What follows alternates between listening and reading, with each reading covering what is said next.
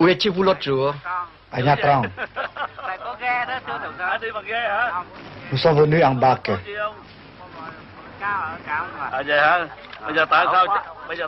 Pourquoi êtes-vous venu jusqu'ici? Je viens ici exprès pour applaudir le président. Sa Huyn, petit port du centre Vietnam. Occupé par les communistes au moment du cessez-le-feu, le village a été libéré par les fusiliers marins après du dur combat. Quel pourcentage de dégâts? Dans les 70%. Il faudrait donner dans les 30 000 piastres par tête.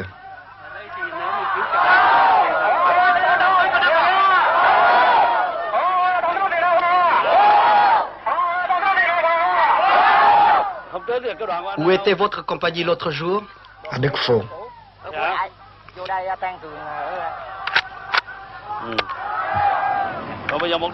Quels sont les effectifs restants?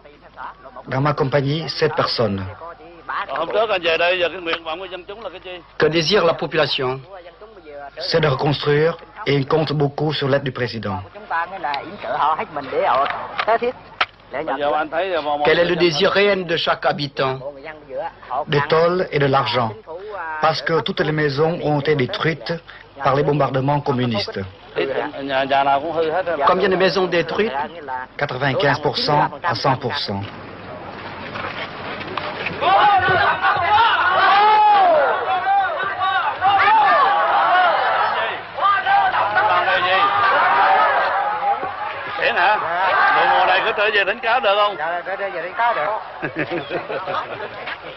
Il y a eu peu de victimes dans cette population de pêcheurs qui avait tout entière pris la mer et a attendu au large l'issue de la bataille.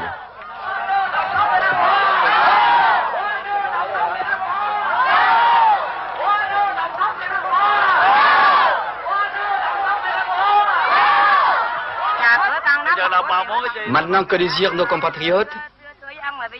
Nous demandons d'être habillés, nourris et que la situation redevienne ce qu'elle était auparavant. Pour commencer, je vous donne des tôles pour vos maisons et du riz pour vous nourrir. Il faut travailler avec acharnement et compter sur vous-même. Et je vous promets d'assurer votre sécurité.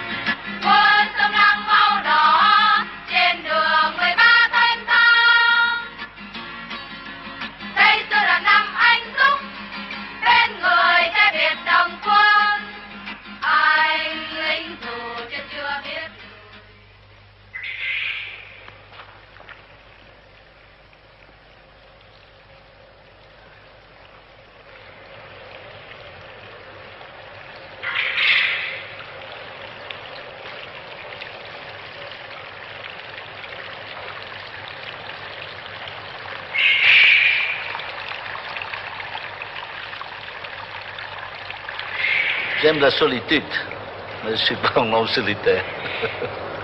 Dans ce sens que pour les moments de repos, de détente, j'aime être seul devant un paysage comme la mer, avec un horizon très lointain d'ailleurs, avec une vue très large. C'est pour moi une source de méditation parce que j'ai passé toute mon enfance dans mon village et puis ma maison est tournée vers la mer et puis partout je vois la mer, les lagunes et puis les montagnes. Il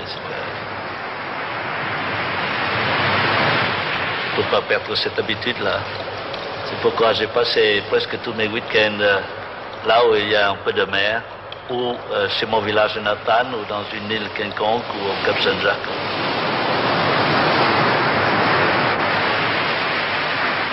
J'aime la mer avant tout. Je voudrais continuer la carrière de mon grand-père et de mon père. J'aimais voyager, j'aimais la mer. J'ai fait la marine marchande. Mon grand-père était en matière de jonque. Alors il commandait des flottes de 10 jonques, de 12 jonques pour transporter du Nurmam de Phan jusqu'à Saigon et dans toutes les provinces du sud de Saigon. Et des fois, elle est allée jusqu'à Singapour pour acheter des tissus, des étoffes, des dattiers, puis elle est allée parfois jusqu'au plus au nord de Hue, de Toural, c'est comme ça. Dans le temps, c'était des jonques, des grosses jonques. Et il est plus fort en navigation que moi.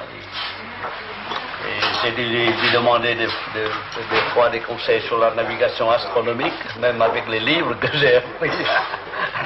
C'est la pratique qui compte. Il pouvait prédire les orages. Un homme du large qui se sent à l'étroit entre les murs de sa résidence officielle. Je ne m'assois jamais dans mon bureau pour plus d'1 heure. Je marchais tout le temps et puis je m'assois là. Pour ne pas me tenir pendant 1 ou 2 heures, exception faite des réunions des conseils des ministres. Mais si j'avais la liberté de travailler comme eux, j'ai plusieurs bureaux dans ce palais. J'ai plusieurs bureaux. Vous êtes comme Napoléon qui ne pouvait pas rester en place. Excusez-moi, mais le moment où je donne le plus d'ordre, c'est le matin quand je fais la toilette. Alors j'ai un interphone, alors là, c'est... Oui, quand je me peigne, quand je me rase, ça, c'est dans les ordres. Alors je m'en fous, là où est le Premier ministre, ou mon chef de cabinet, ou Enya, il peut être à sa maison, en voiture, en déplacement, mais il faut que je puisse parler. Ou bien donner des ordres à travers l'officier de permanence pour qu'il puisse transmettre. Mais c'est là, en ce moment-là, que viennent les idées. Les ordres viennent comme ça.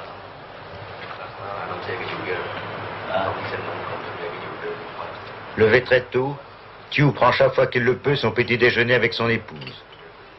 Un des rares moments de la journée où ils se retrouvent ensemble. Mais il apporte ses dossiers avec lui.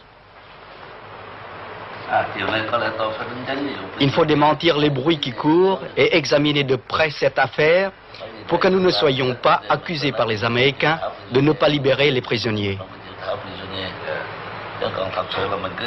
De notre côté, nous avons libéré plus du quart de ce qui était prévu. Mais les communistes continuent à nous accuser de ne pas vouloir respecter l'accord. Nous avons demandé la libération de 31 000 prisonniers. Ils n'en ont libéré qu'un peu plus de 4 000.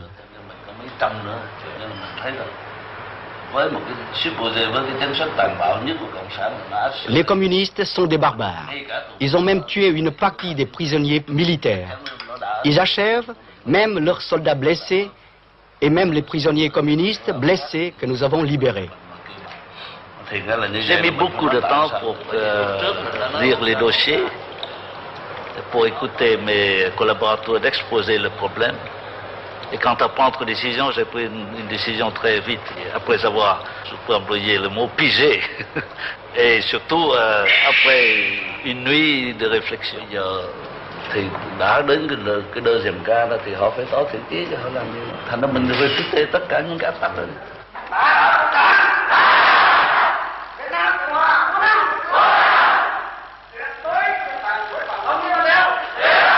Vive le président Nguyen Van Thieu.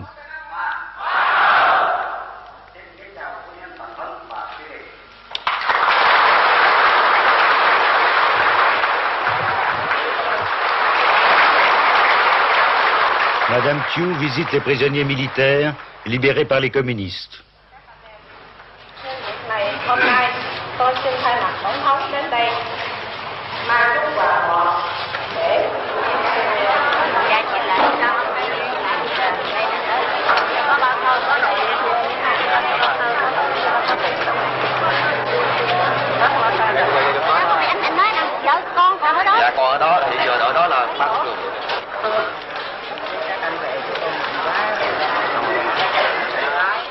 Accompagnée par les femmes de l'Association des femmes vietnamiennes, elle remet aux libérés des vivres et de l'argent.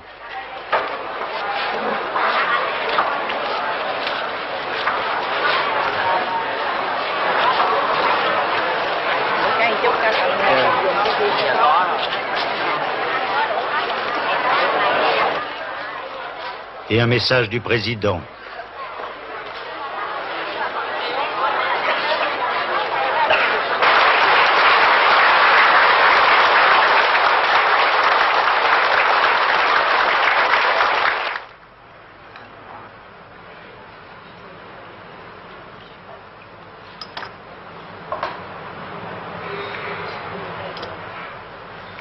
Ce jour-là, la présidente préparait la grande fête annuelle des Sœurs Trong, les Jeanne d'Arc vietnamiennes, qui levèrent l'étendard de la révolte contre l'occupation chinoise. Elle demande l'aide de son mari, qui appelle un aide de camp, pour faire venir à Saigon des miliciennes montagnardes recrutées sur les hauts plateaux du centre. Em nói với ông tổng trưởng là phát triển sắc tộc, vậy trù cho 60 nữ nhân dân tự vệ thượng đó, về dự lễ Hai Bà Trưng. Về vấn đề mà ăn ở tại Sài Gòn hay là Thủ Đức rồi này kia, ông Arangre cũng cầm 60 nữ nhân dân tự vệ người thượng. 60 đủ rồi mà, 60 là 12. Phải nhiều lắm rồi.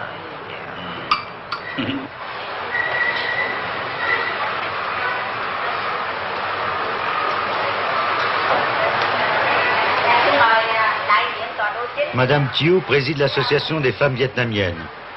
Elle s'occupe de cette fête des Sœurs Trong, qui est la grande journée des femmes au Vietnam.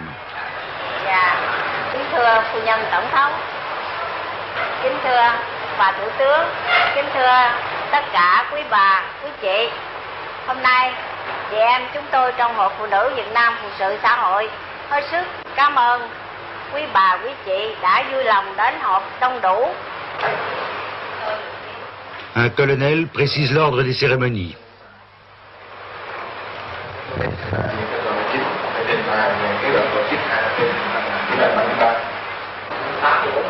Quan khách đến 9 giờ thì cũng họ đến chào cờ mặc niệm diễn văn tuyên bố lý do trình bày kế hoạch về ấn định đường hướng hoạt động cho lực lượng phụ nữ tự vệ độc lập. Une colonelle, chef de l'armée féminine, s'inquiète. On nous a donné des chevaux, mais nous ne savons pas si nous pouvons les monter. Chúng tôi không biết từ đây tới đó có thể tập dượt được hay không. Vì phần diễm hành thì chúng tôi khởi sự tập dượt đây không có. Parmi les vices, je choisis le mot mauvais.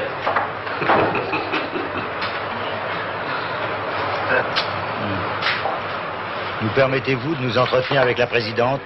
Sans moi. Quand ça sera mieux, vous n'êtes pas là. Elle n'osera pas dire ce qu'elle pense.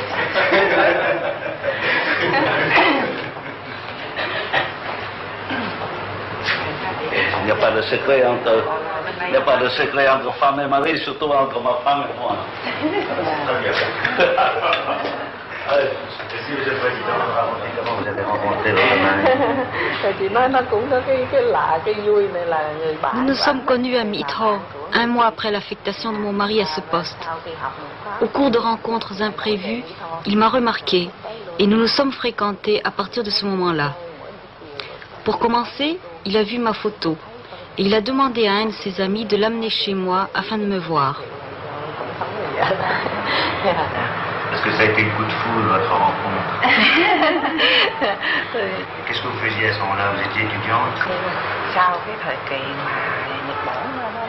À l'époque où les Japonais occupaient Saigon, ma mère, effrayée, ne voulait plus que j'aille à l'école, de peur que je me fasse enlever.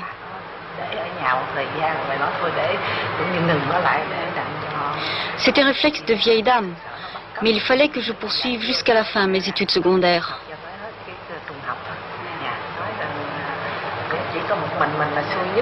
Mais moi, je n'ai pas eu la chance de continuer mes études comme mes frères et sœurs. Qu'est-ce que vous vouliez faire quand vous étiez jeune fille? Est-ce que vous... Très traditionnaliste, ma mère voulait que j'apprenne à être une femme d'intérieur.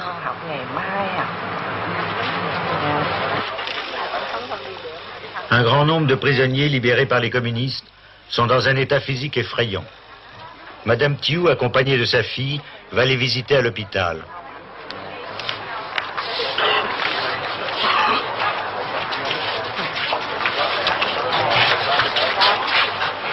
Ráng tịnh dưỡng mau mạnh, có vợ con gì hay chưa? Ah, vous êtes célibataire? Essayez de vous marier à votre sortie de l'hôpital. Je suis sûre que vous aurez beaucoup de succès.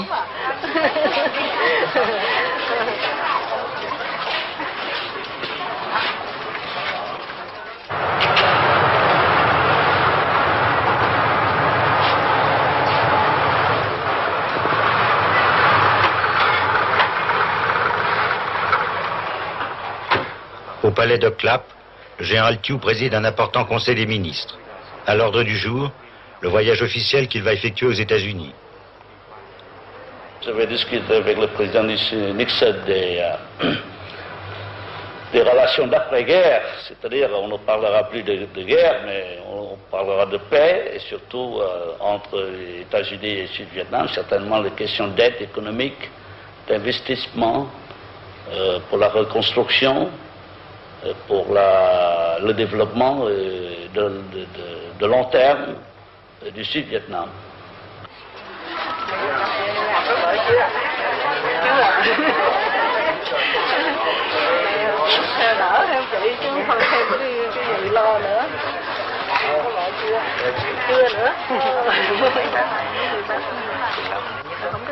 Avez-vous été bien soigné dans les camps de prisonniers? Non, je n'ai reçu aucun sang. Quand avez-vous été capturé? Depuis le 7 avril 72.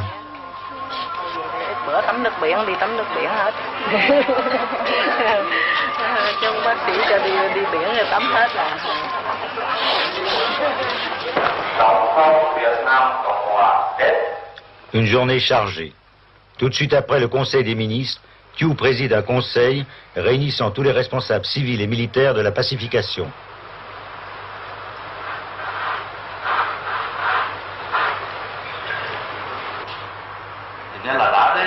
Nous entamons notre plan de pacification de l'année 1973. Nous allons travailler énergiquement. Si nous ne suivons pas le plan de travail, nous serons en retard.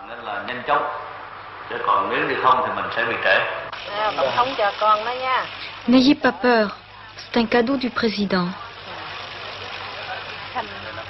D'où vient ce petit? Il a été capturé avec son père. Maintenant, vous allez l'envoyer chez les sœurs. Mettez votre fils chez les sœurs. Lorsque vous serez libéré, vous irez le chercher.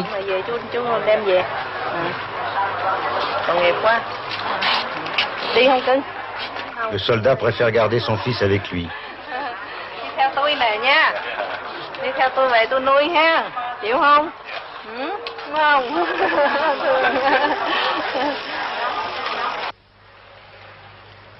Le président aime à se retirer dans ce petit jardin pour étudier au calme les dossiers de l'État.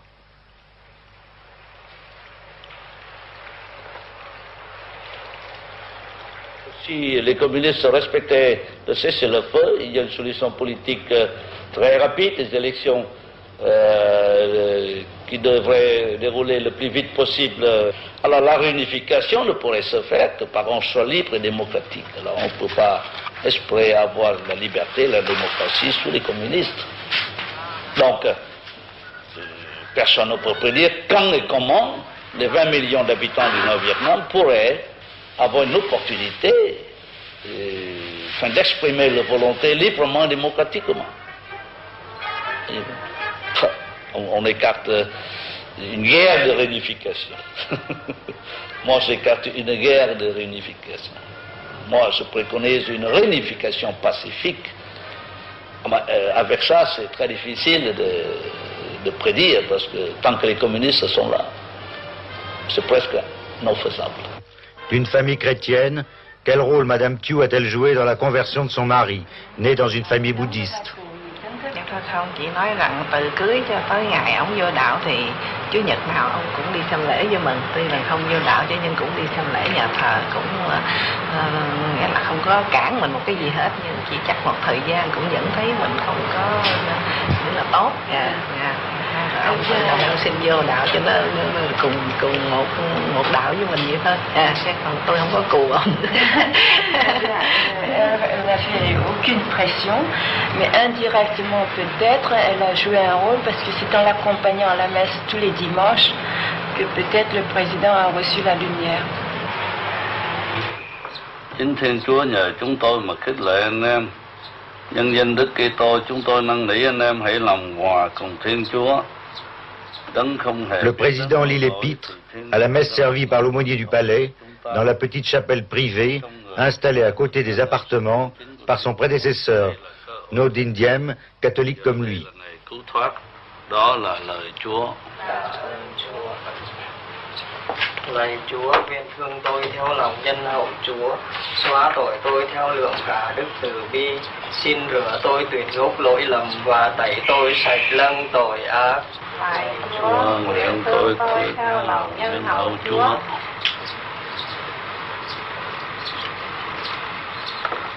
Très pratiquant, Thiou assiste ici à la messe chaque dimanche, en compagnie de son épouse et des quelques serviteurs catholiques du palais.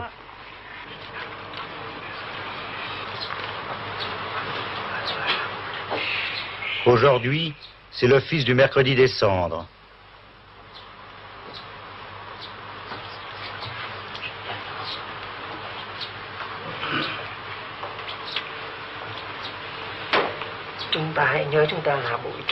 Ô homme, souviens-toi que tu es poussière et que tu retourneras en poussière.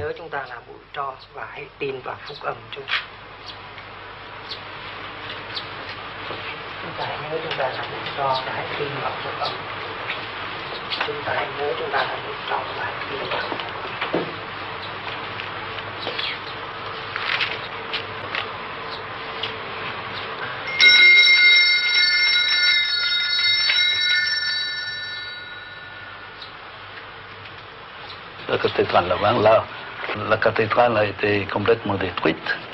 Il y a bien longtemps, quand les catholiques ont été persécutés par les rois Tuduc et de la cour d'Annam. On appelle ça l'avant. L'avant, c'est crier très haut, l'avant. Alors on appelle ça parce que tous les catholiques s'étaient réfugiés là, au milieu des bêtes féroces. La mère est apparue, la Sainte Mère est apparue pour consoler. On appelle la mère de l'avant. L'avant, c'est parce que les catholiques, les fidèles ont crié trop haut que ça vient jusqu'à Notre-Dame et puis il apparaît pour consoler. Moi-même, j'ai prié l'autre dame de l'avant pour me donner un garçon. Mais ça, c'est le jour de la reprise de Conakry. Oui, 2 jours après. C'est exactement le 19 septembre, ça doit terminer les 3 mois de contre-offensive pour reprendre Conakry. Le 20, j'étais venu là. Et j'étais allé à Conakry même, dans Conakry même, au milieu des détonations de l'artillerie ennemie. Et ce jour-là, vous aviez donné l'ordre à tout le Vietnam de pavoiser. Oui, de pavoiser, de célébrer les messes pour toutes les religions.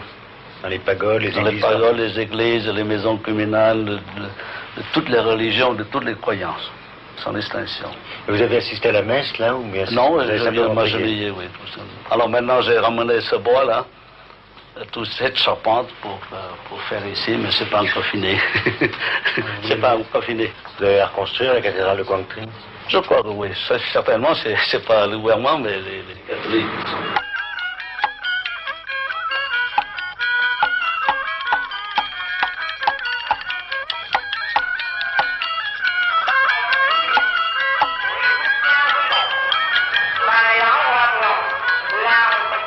La majorité des Vietnamiens est bouddhiste. Aussi, le catholique Thiou est-il amené par ses fonctions à présider des cérémonies bouddhistes.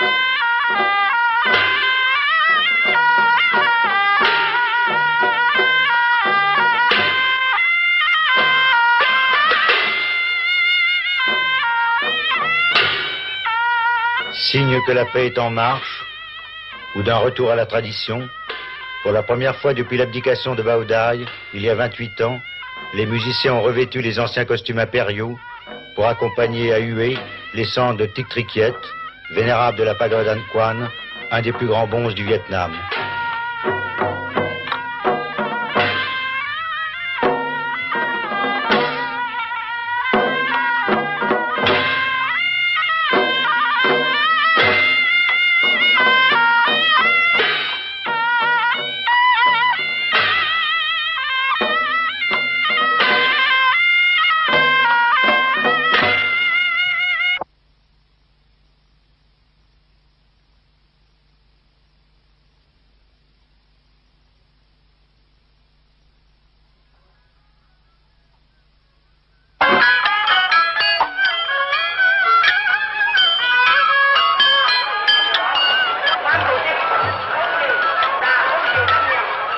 Une telle cérémonie est une affaire de famille pour tous les Vietnamiens. Le général Minh, celui qu'on appelle le Gros Minh, ancien chef du général Thieu, qui s'oppose aujourd'hui au président de la République, est venu rendre un dernier hommage au vénérable.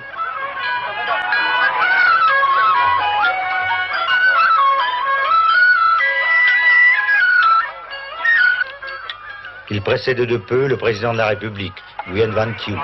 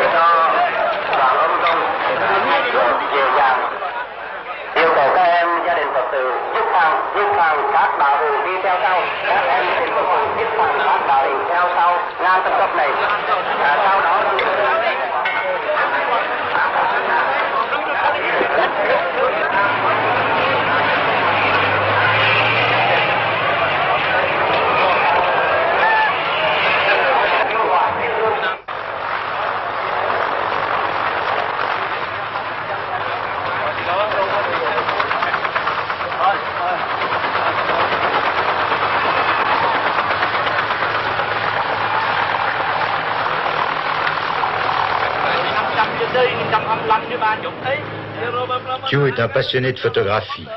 Quand il a le temps, il développe lui-même ses clichés. Tout à l'heure, il y avait un type qui voulait me photographier. Il avait le capuchon sur l'objectif et en même temps ses deux mains. Ici, le président lit les journaux de l'opposition.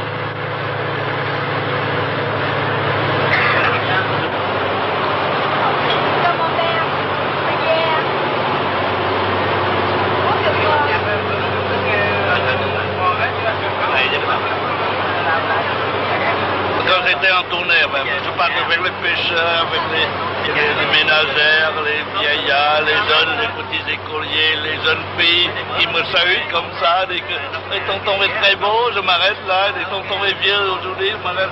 Et il y a plus de cheveux blancs cette année-ci que l'année, je m'arrête pour leur parler. Ça, c'est formidable. Donc, pour sa première visite officielle aux États-Unis, Thieu a fait acheter un Boeing par Air Vietnam. Écoutez, on va appeler l'avion présidentiel Peaceful Cooperation. Coopération et pas collaboration.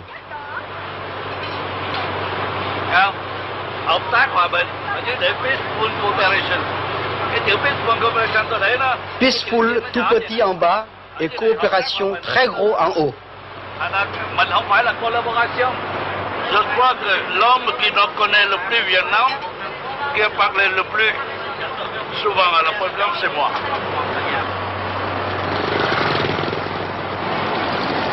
Je n'aime pas le palais. Même dans le palais, je bouge tout le temps. Ce palais a été construit par son prédécesseur, Ngo Dinh Diem, sur les plans d'un architecte vietnamien Grand Prix de Rome. Thieu s'en échappe chaque fois qu'il le peut, empruntant un des 3 hélicoptères qui stationnent en permanence sur la pelouse. Homme du grand air, il aime se rendre sur le terrain, constater par lui-même comment se passent les choses.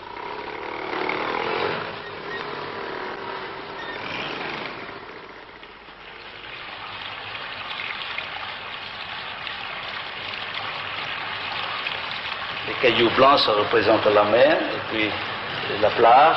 Alors ça, en caractère chinois, c'est Tom. Tom, c'est le cœur. C'est le cœur.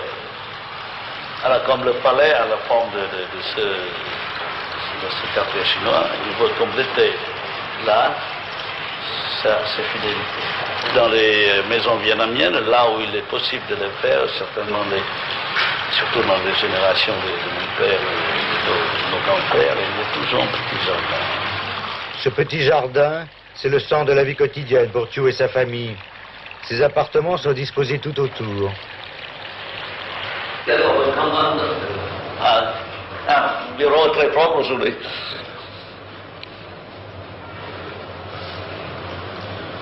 Je ne sais plus où trouver mes papiers, parce que c'est un désordre très ordonné.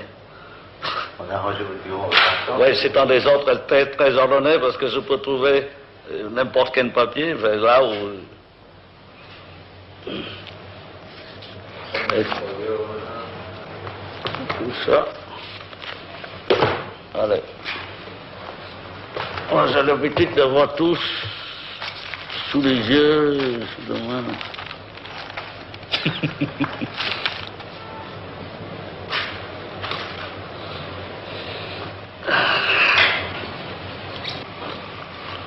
Moi, j'étais né à Font-Rang, qui était en Annam.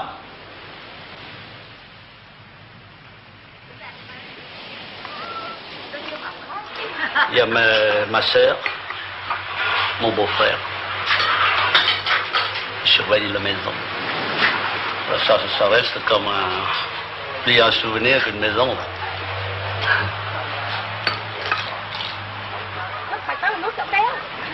Et je fais le marché, je faisais le marché dans ces villages, 2 fois par jour pour ma sœur. Voyez-vous, et puis comme ça, là. Hein. Le pont existait seulement il y a 4 années, 5 années, depuis le programme de pacification. C'est pourquoi on appelait le pont de M. Thiou. Mais d'ici, de cette montagne, j'ai surveillé les batailles navales entre Américains et Japonais dans la mer qui est à peu près 5-6 km plus loin. Et mon village a été bombardé le premier par l'aviation américaine en 1945. Parce que c'est tout près de Cameron. Alors, la chasse japonaise et la chasse américaine engageaient une bataille dans le ciel, et puis quand ils veulent de charger les bombes, ils font ici. En 1945, tout le monde était dans la jeunesse. Dans la jeunesse sous le bureau Bảo Đại, et après sous les Viet Cong, les Viet Minh. Enfin, je peux dire que l'empereur Bảo Đại, il a laissé passer l'occasion. Si vraiment il était un empereur qui voulait lutter pour l'indépendance du pays, et il n'aurait jamais permis aux Viet Cong à ce moment de prendre le pouvoir. Moi, je me rappelle bien quand il prenait le pouvoir à Font-Rang, où j'étais un des leaders du mouvement de jeunesse, ils avaient seulement des fusils. Nous en avons une 50aine, mais parce qu'il manquait de leadership. Alors, l'empereur Bảo Đại peut-être a été trompé, disant je voudrais être un citoyen d'un pays indépendant qu'être un empereur d'un État colonisé. C'est trop beau comme déclaration, mais c'est pas pratique au point de vue politique.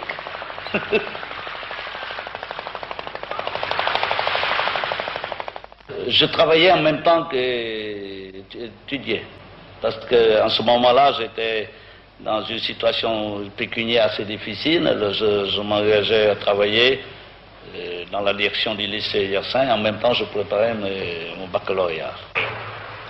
Un sportif qui tient à distribuer lui-même, dans le jardin du palais, les trophées aux vainqueurs des championnats nationaux du Vietnam.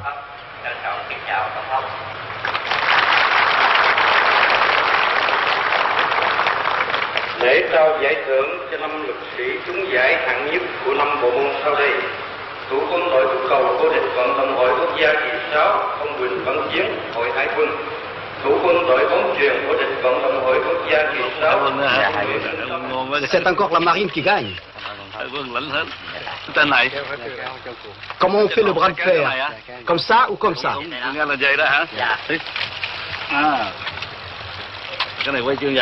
C'est la médaille d'or?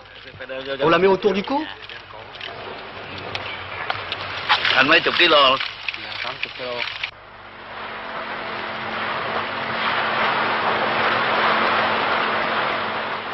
Mais sa vraie passion, c'est la pêche. Il y a 1 an qu'il n'avait pu prendre la mer, depuis l'offensive communiste de mars 72.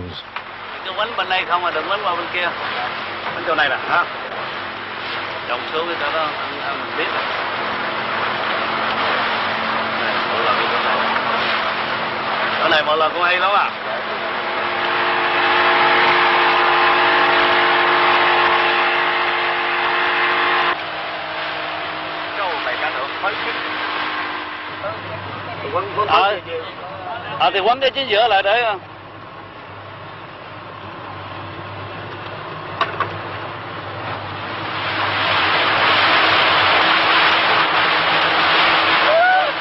ông đầu ở bên đây mà nó có hung nặng cũng tắm á.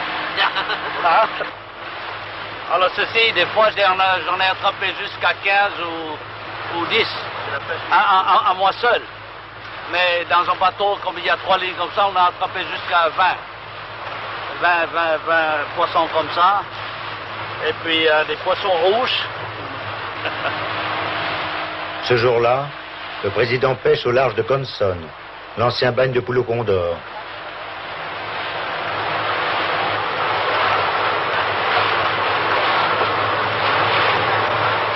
Như vậy là mình về Hòn Tre đây.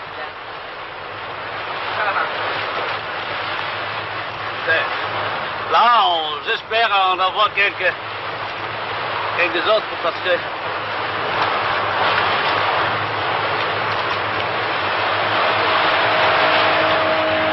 này có khỉ đây. Sur cette montagne, il y a des singes et des gros lézards.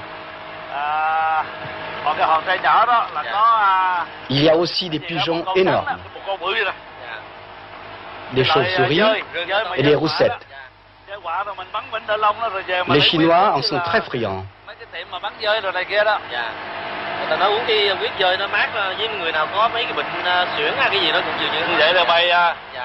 Il paraît que leur sang guérit l'asthme.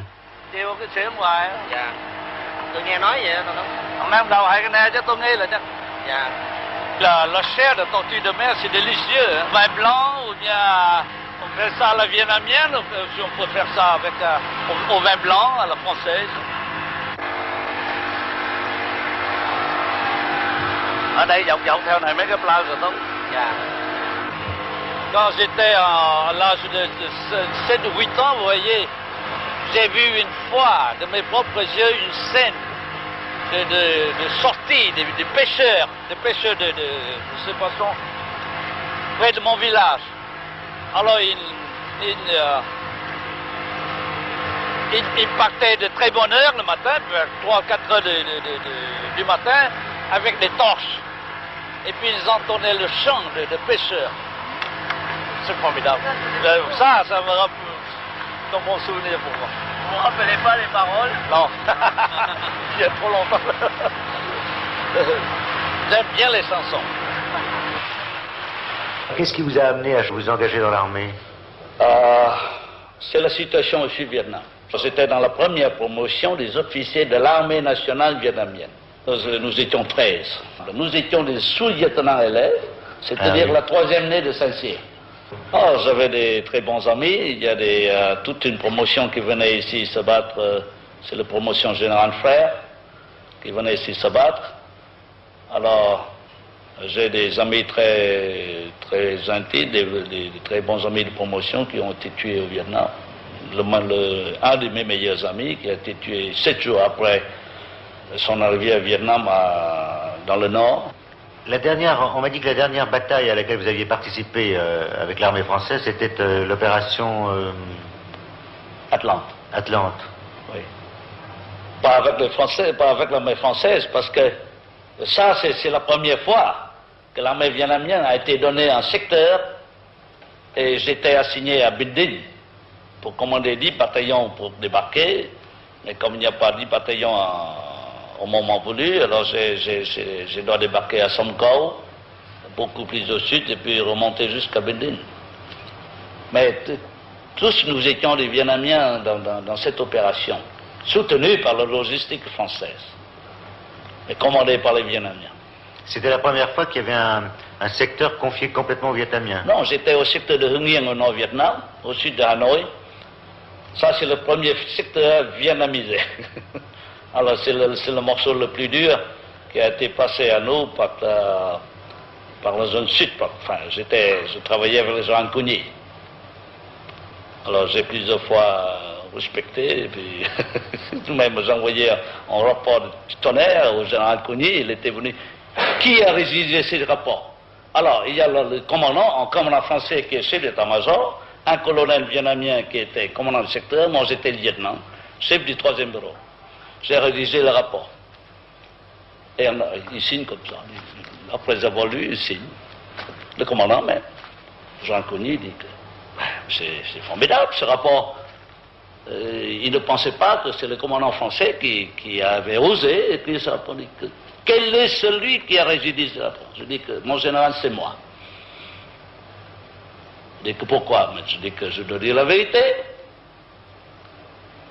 Alors, Jean Hug, qui est mon chef d'état-major, il a été signalé par Jean Cugny. Jean Hug était venu, dit que viens ici. C'est bon, c'est bien, comme officier, mais tu n'as pas encore le droit de faire ça. Tu feras ça quand tu seras général, mais pas maintenant.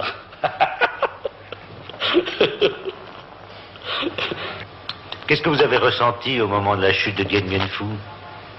J'étais en ce moment-là lieutenant-colonel à Samkow.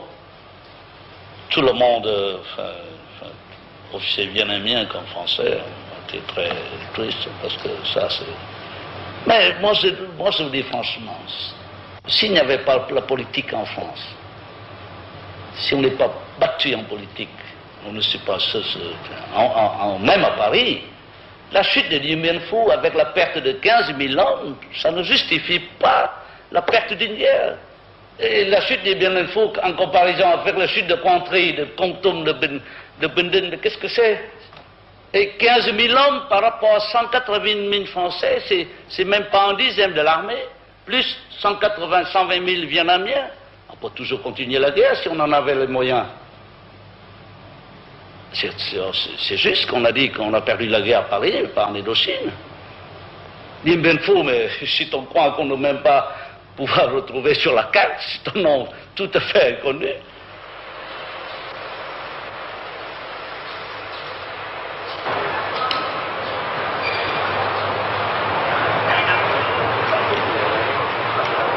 Chef de l'État, Thieu est aussi commandant des forces armées. C'est elle qui l'ont porté au pouvoir avant que les électeurs confirment le choix de ses pairs.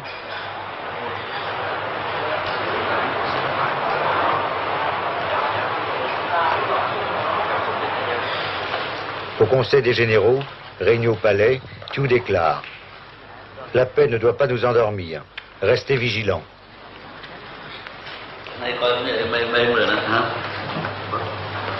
Tôi thấy có bộ Thời Bình, có bộ Mãi trong thời chiến, mấy không muốn giặc mà có bộ khỏe, biết rất rối.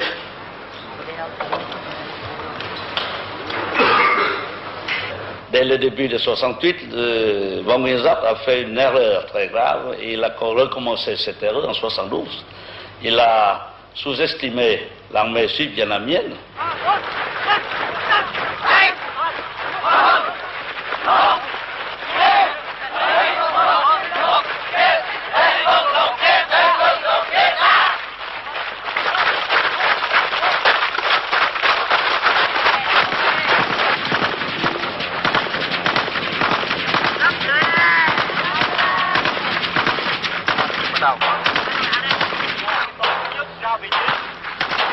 Il a sous-estimé aussi l'armée américaine et il croyait que tout devrait se passer au Vietnam en 67-68 comme c'était passé au Vietnam en 53 ou en 54.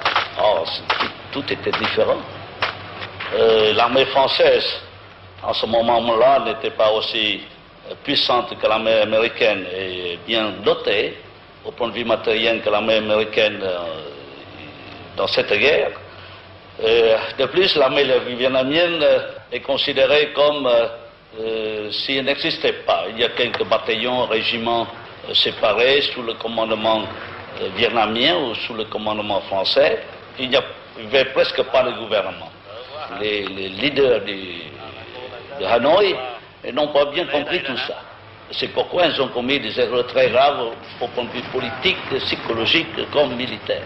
C'est aussi une des causes de leur défaite, parce que ils ont mal compris, ils s'étaient trompés, que la guerre de 65-72 devrait être comme la guerre de 50-54. Đại bác lớn mà cái đồ này là nó ít, nhưng mà cái đồ này xài bằng điện á, nó nhấn chỗ này nè. Thiou examine les armes prises à Sawin. C'est la première fois que ces canons anti-aériens, très modernes, tombent aux mains des soldats gouvernementaux.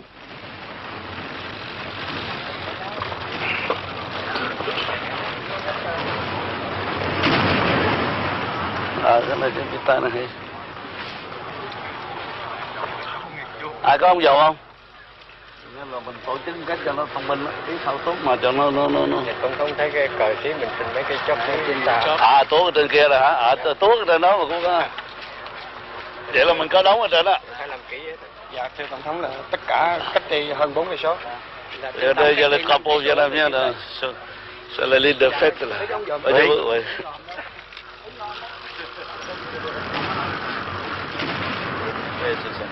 Ah bah, sinon, ils auraient tenté également le... C'est un très bon butin d'ailleurs, c'est très intéressant. Ils avaient complètement occupé le village. Ah oui, ça c'est même toute la région, dans un rayon de 10-20 km. Et comment est-ce que vous avez fait vous avez débarqué des troupes ici ou bien débarqué par la route, par la montagne. Et par la mer. Par la mer, oui.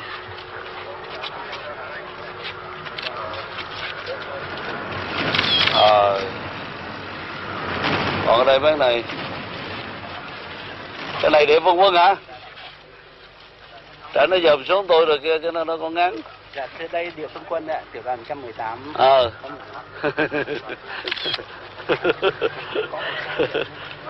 Les communistes renforcent leur pression dans ce secteur. Thiou tient une réunion impromptue avec les officiers.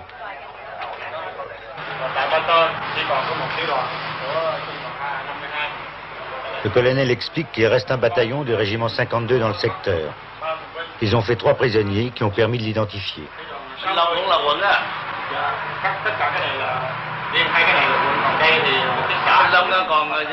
Le président s'inquiète des populations.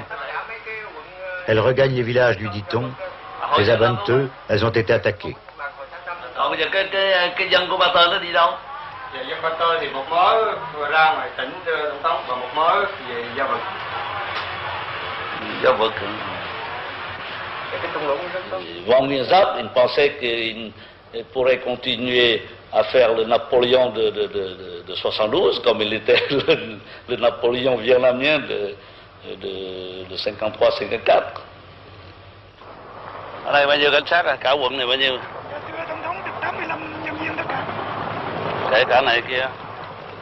Quan Tan, base de la 22e division et chef-lieu d'un district du centre Vietnam.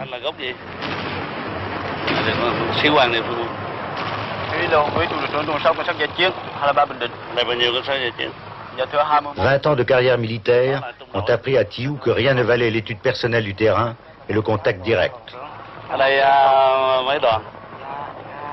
Rồi cái hôm mà lấy lại tới giờ lên mấy đoàn? Dạ 5 xã, lấy 5 xã là 5 xã đoàn, có 5 xã đoàn. Dạ. C'est ce qu'il a fait pendant l'offensive de 72.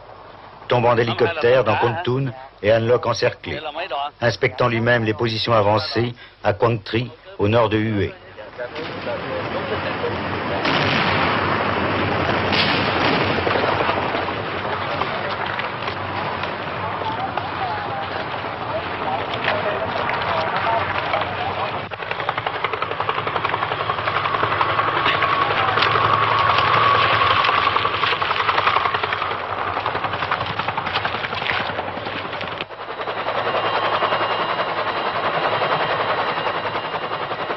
Alors j'ai dit ça à quelques Américains qui me demandaient ça.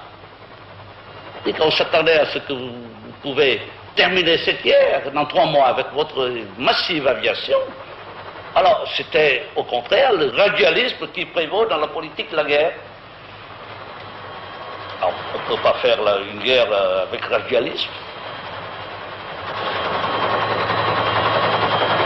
La population au Nord-Vietnam s'attendait à ce qu'on libérait le Nord-Vietnam dès le premier bombardement américain en 1966. Alors, ils étaient découragés.